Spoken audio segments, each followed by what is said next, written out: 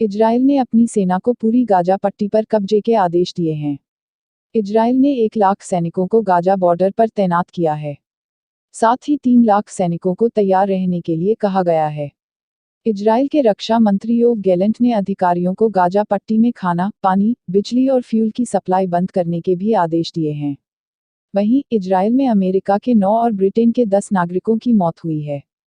इससे पहले France, Germany और यूक्रेन ने भी हमास के अटैक में अपने नागरिकों के मारे जाने की पुष्टि की थी।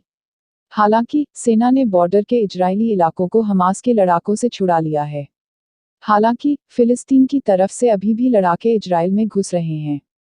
दूसरी तरफ हमास ने दावा किया है कि इजराइल की तरफ से किए गए हमलों में 4 इजरायलियों की भी मौत हुई है। ये हमास की कैद में थे। इजराइल की एयरफोर्स ने रात भर हमास और फिलिस्तीनी इस्लामिक जिहाद के 500 वॉर रूम तबाह किए। जंग के तीसरे दिन अब तक 800 इजरायलियों की मौत हुई है।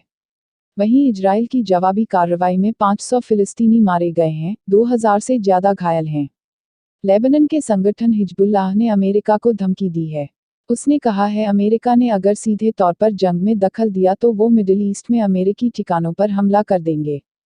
फिलिस्तीन यूक्रेन नहीं है। हमास ने दावा किया है कि उन्होंने 130 लोगों को अगवा किया है। इन्हें गाजा में सुरंगों में रखा है।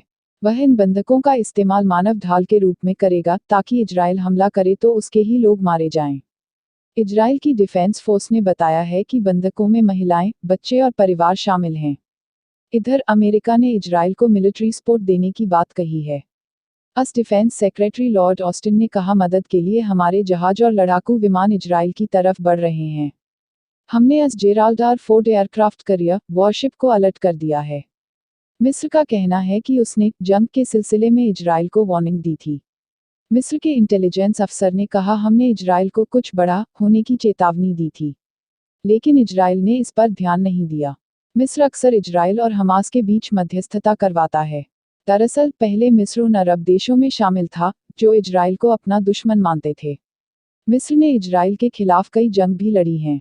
हालांकि 1973 की अरब इजरायली जंग के 7 साल बाद ही मिस्र ने इजराइल को देश के तौर पर मान्यता दी थी।